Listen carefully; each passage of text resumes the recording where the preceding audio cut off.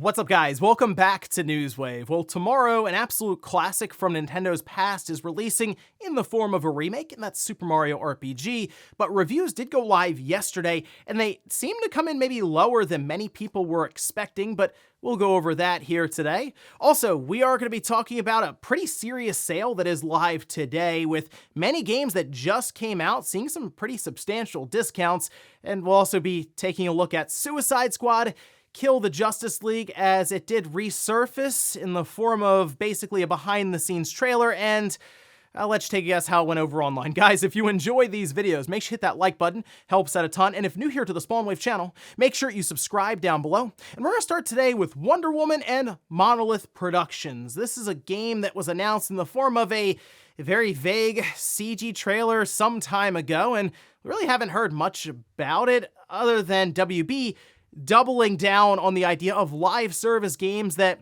well, made us all figure, okay, this is going to go in that direction. And now there's a job listing that was spotted, which we can see it clipped out here on Game Rant with the screenshot.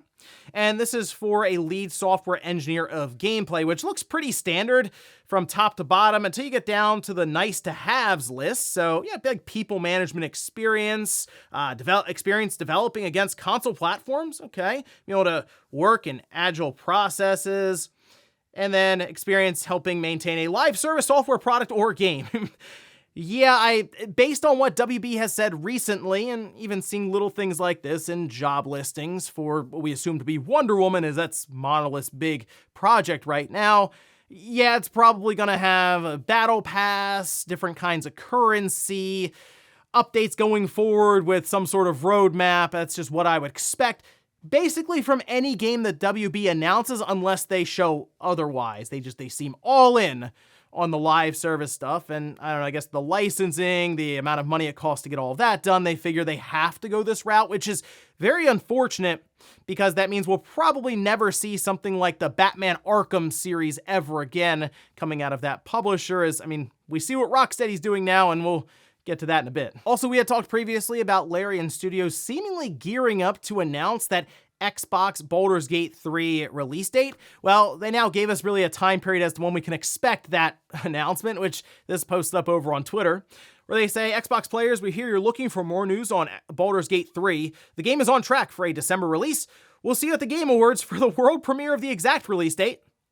Okay, the Game Awards is December 7th. So a couple possibilities here. One, and I think this is a really good idea, especially with the presence that Baldur's Gate 3 has at the Game Awards, you shadow drop it.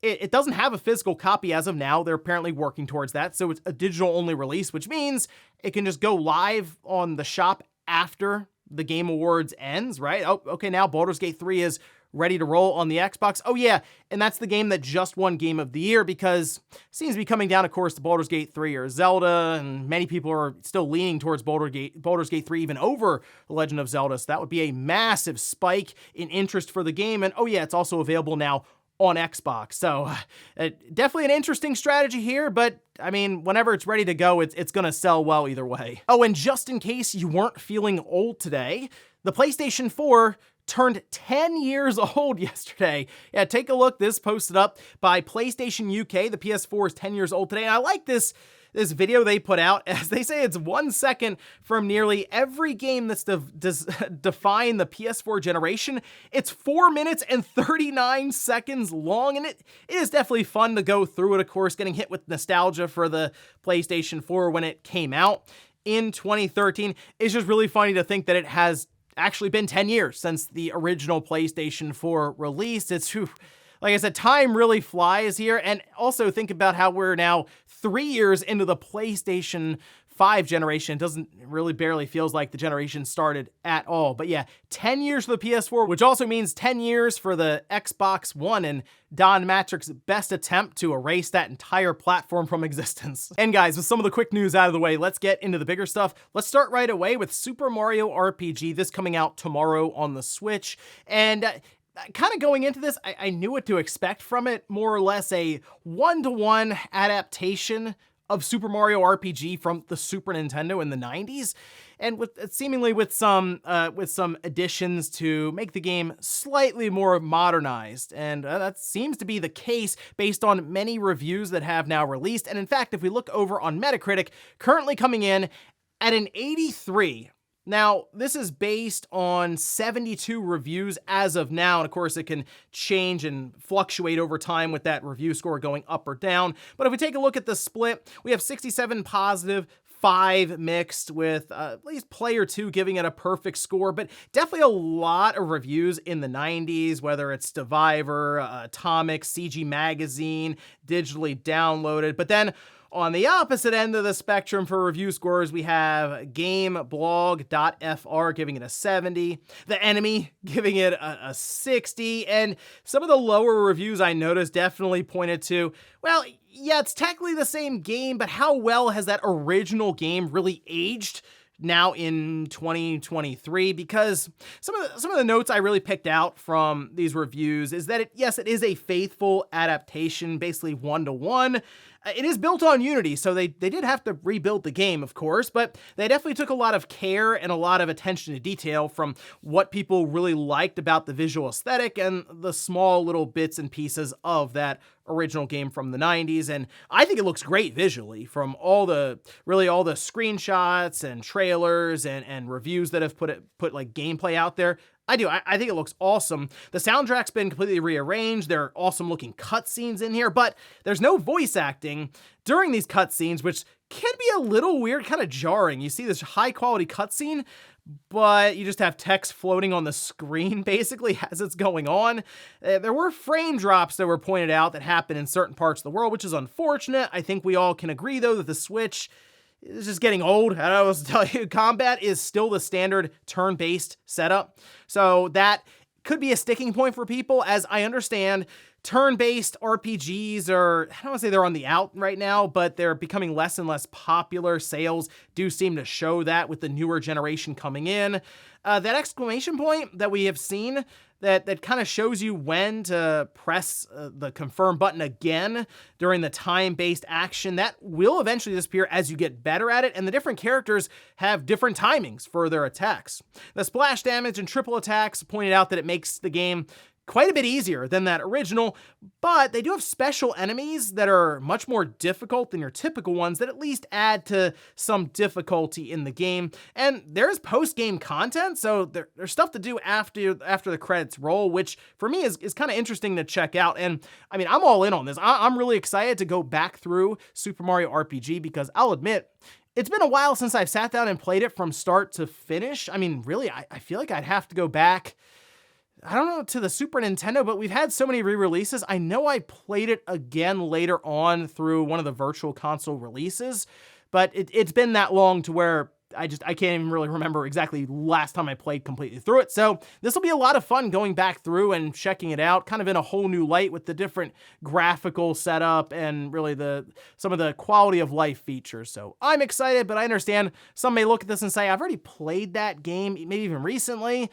I'll wait for a sale. And this is a game that I wouldn't be shocked if it did find its way to like that $40 region like a year or two from now. So I guess hold out for that. But otherwise, it's definitely worth checking out. It's an awesome game from back in the day on the Super Nintendo, and I personally think it'll still hold up well. Next up, let's talk about PlayStation Plus and the Extra and Premium tiers. The Essential tier, we already discussed the different games that went into that service, but with Essential and Premium, we do have a bunch of other games to look towards, as well as those classic games from the past. And this is an interesting situation because I feel like this month in particular, the classic games are better than like the Essential games. So let's go through the list here, okay? We'll start at the top. These games will be available starting November 21st, except for Teardown. That's on the PS5 and going in right now. So you can just check that game out. That's like I guess the game that kind of reminds me a bit of Minecraft, but it's very much physics-based, just kind of the look of it. So there you go, it's in the service. If you have it, you can just kind of check it out and see what you think from there. Dragon's Dogma Dark Arisen, I do think that's a good addition, so more and more people can check it out. Of course, we kind of hear the news and stuff around Dragon's Dogma 2 maybe coming out sooner than we expect, so if you haven't played it, it's there. I still think that Capcom needs to release a patch for it, maybe unlocking the frame rate, take advantage of that PlayStation 5 hardware, but still, at least the original is there. Mobile Suit Gundam Extreme versus Maxi Boost. I've not played this one. That is on the PS4, interesting. Dead Island Riptide Definitive Edition. Then we have Superliminal, Ayuden Chronicle Rising, Nobunaga's Ambition, Alternate Jake Hunter, and then River City Melee Mach. So I guess the big headlining games would be Teardown and Dragon's Dogma Dark Arisen. That's sort of what I mean. It's not a great month necessarily based on what we've seen previously from Extra and Premium. I have wondered though if they just start to run out of games they can kind of pick from to make a big splashy edition, because they have added some pretty good games so far into those services, and for the most part, they've stuck around. But take a look at PlayStation Plus Premium. Grandia is going in, PS4 and PS5. We have Jet Moto on the PS4 and PS5. Out of left field, here comes Up for some reason. Then we have Klonoa, Fantasy Reverie Series, and Parappa the Rapper 2. That's actually a fun classic selection to go in. I mean, I'll check out Grandia and Parappa the Rapper 2. It's definitely been a long time since I played Parappa the Rapper 2, but I don't know, Grandia is an absolute classic in terms of JRPGs from that era, and it's definitely a recommendation for someone to pick up. Even if they're not subscribed, this should be something that's purchasable a la carte, so yeah, I would absolutely recommend checking out Grandia if you've never played it before. It's just a really good RPG, but otherwise, you can kind of see what I mean. I feel like this time, we actually had a pretty good classic selection, and one that's not as good in terms of the extras and the premiums from the more current games. But yeah, definitely worth checking out some of those classic games, and maybe Sony can figure things out for that extra and premium tier for the current stuff next month. Next up, let's talk about Microsoft and their big Xbox Black Friday promotion, because they have over 1,000 games that are going on sale, and there's some pretty good discounts in here. They'll also be marking down the Xbox Series X as well as the Series S, and even their controllers. So it's pretty much discounts across the board, which we can see this posted up over on their news.xbox.com, where they say starting November 17th, you'll have 50% off on digital games, 65% on select games from Xbox Game Studios, 67% on select PC digital games, and then moving to November 18th, $50 off select Xbox Series X and Xbox Series S consoles, save $10 on select Xbox wireless controllers, and apparently on the 23rd, they're going to do free engraving on Xbox Elite Wireless Controller Series 2 created with Xbox Design Lab. So there you go. Anyway, I picked out some games that they have during this sale that's going on their digital store there. And I also have like the percentages off, as we're still kind of waiting to see what the exact pricing would be. I guess, though, you could technically do the math, but starting with A Plague Tale Requiem, that's 50% off. A Way Out, 85% off. Assassin's Creed Mirage, 20% off. Batman Return to Arkham, that is an awesome collection to pick up there, 85% off. I threw Blue Dragon in because it's still fun. It's backwards compatible. It's 67% off. Borderlands 3 is 85% off. Burnout Paradise Remastered at 70% off. Crisis Core Final Fantasy VII Reunion, 40% off. Cyberpunk 2077, remember that free update is live. That's 40% off. Dark Souls 3 at 50% off. Diablo 4, 40% off. Hogwarts Legacy is 40% off. Lego 2K Drive, 50% off. Lords of the Fallen, that's the most recent one that released, 30% off. Lost Odyssey, had to sneak this one in here, of course, 75% off. Marvel's Midnight Suns at 70% off. Mortal Kombat 1, again, that's the most recent one, 30% off. Persona 5 Royal, 40% off. Red Dead Redemption 2, 67% off. Resident Evil 4 Deluxe Edition, 35% off. Resident Evil Village, 60% off. Star Wars Jedi Survivor, 40% off. I completely recommend that. They have worked to at least alleviate a lot of those performance issues, and the game itself is very, very good. Street Fighter 6, 40% off. Ninja Turtles, the Cowabunga Collection at 50% off. Tony Hawk Pro Skater 1 and 2, 60% off. WWE 2K23, this is the cross-gen digital edition. That's 67% off. And Yu-Gi-Oh! Legacy of the Duelist, that's 75% off. And those are just some of the games that are available during this sale. As Microsoft mentions, there's over 1,000 games that are marked down, so definitely take a look through that news.xbox.com link down below. Just gives you an entire list of PC and console games that are marked down, so definitely leave some suggestions down below in the comments. And in our last bit of news, let's talk about Suicide Squad Kill the Justice League. This coming from Rocksteady and was supposed to release months ago in May, but actually got pushed back to February 2nd, seemingly because of the amount of backlash that hit the game, and I guess they wanted to somewhat go back to the drawing board, although 8 months, you're not going to have enough time to revamp the entirety of the game structure, which is kind of what I think people were hoping to see. But we did get this video that over on their Suicide Squad YouTube account is titled Suicide Squad Insider 1 Story and Gameplay. So the plan here, according to them, is to release basically videos leading up to launch on, I guess, a consistent schedule, just detailing different parts of the game, whether it's individual characters, different parts of the gameplay, progression, just to get you more familiar with the characters, the game, and the world that it's all taking place in. So they still have several weeks leading up to that February 2nd launch. Anyway, in this, they do show more of the gameplay and a lot more of the story. For example, we do see Flash and Green Lantern. In fact, it looked like they're about to fight each other there, and then it kind of cut away from that part. Penguin also made an appearance, being tracked down by the Suicide Squad, apparently for weapons. They did say that Battle Pass and live service content is still coming. That's the part that is not going over well with people, clearly, because what we would have liked to have seen from Rocksteady is create another single-player style game similar to the Batman Arkham series that they are very, very well known for right now. I mean, renowned for. It's an awesome, awesome trilogy of games, and I recommend people still go back to play Arkham Asylum. It's aged well. Arkham City, even better still. Knight, still good. Not to the level maybe of City, but I think you can play through all three and have an awesome time. So when we hear that Suicide Squad is going to be leaning heavily into the live service stuff, and they show the gameplay, and it just doesn't look that inventive, it doesn't look like that Rocksteady level, it's deflating, I think, for a lot of people. And then you hear about the Battle Pass, you see the UI, the numbers, stuff all over the place, like, I'm out. But the thing I noticed, though, with this is that they really didn't show the UI much at all. They kind of kept it hidden the whole time, and I think they heard a lot of people mention that they did not like the way any of that looked.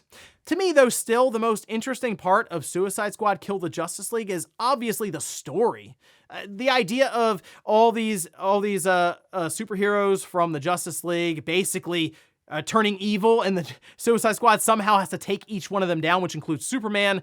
I'm very interested to see how that actually plays out. So that, I guess, is the thing that's hooking me and making me at least consider picking this one up. But I will admit, the live service stuff, it's getting old. And unfortunately, it seems like Rocksteady was in the lab working on this for so long that they developed all the way through the boom of live service games. They're coming out on the other side when people are actually kind of moving away from them and even just turning on studios that are trying to present these live service initiatives to them. So we'll see how it turns out. I mean, one way or the other, it seems like it's releasing February 2nd. I don't think they're backtracking on it now. It's just WB is all in on the live service stuff, and Rocksteady, well, they basically have to be as well. So we'll see how this continues on as they release more and more of these deep dives into different parts of Suicide Squad. And before we go to the comment of the day, we're gonna take a look at the poll that I posted up yesterday, where I ask, with more information coming out today, are you picking up Suicide Squad Kill the Justice League? And 82% say they're not interested. That's about right. That's actually, you know what? That's lower than I thought. I was kind of expecting a 90% split saying they're not interested, because then 16% say yes, maybe later if there's a sale, and then 2% say yes, buying it ASAP. And I saw many in the comments say I was really hoping they would have moved away from this and taken the time of that delay of roughly 8 months to maybe refocus how they're structuring this game. There's just not enough time. I feel like they pulled back a bit, maybe to just do some more stuff when it comes to polishing, and they could have reworked some of the UI. Again, they didn't really want to show it off necessarily in this recent sit down with developers and kind of deep dive around the world of Suicide Squad Kill the Justice League. So we'll hold out and see if maybe they change some of that up, the numbers aspect a bit, because that was definitely the part that was very, very off-putting to people and the thing that I saw really complained about online. And we'll finish up with the comment of the day, as you're seeing here. This is from Tom, who says, would have been cool to see Mario 3D All-Stars come back on sale for a week, even if it was just digitally. I would love to see that, just to kind of throw a wrench into the reseller market right now for that game. I did not realize that game had jumped so much in value. It's if you have a sealed copy still, it's well over $100. You'd probably get 110, 120 with how the bidding is going right now. If you just have the cartridge, just the loose cartridge, it's like 80 bucks. Now, there are different versions of the game. Of course, the Japanese version not worth as much as the US version, but still even that is like 50, 60 bucks. So it's unfortunate that that game was basically just had this limited run of copies and that was it, because eventually the supply does start to disappear and you end up with a Switch game with Mario on the front that's over $100 online. And ladies and gentlemen, that's gonna do it here for Newswave. If you enjoyed this video, guys, hit that like button. If not, hit the dislike. Leave comments down below about everything we talked about here today. We're at Super Mario RPG out tomorrow. Are you picking it up? And if so, would it be your first time playing through it, or are you revisiting it maybe from years and years ago on the Super Nintendo? And then also what about Microsoft and their pretty solid Xbox Black Friday sales that are going on, and what we're seeing with Suicide Squad Kill the Justice League. Is there anything they could show you, barring it just not being a live service game, that would get you interested in it at all? Thanks guys for watching, and I'll see you next time.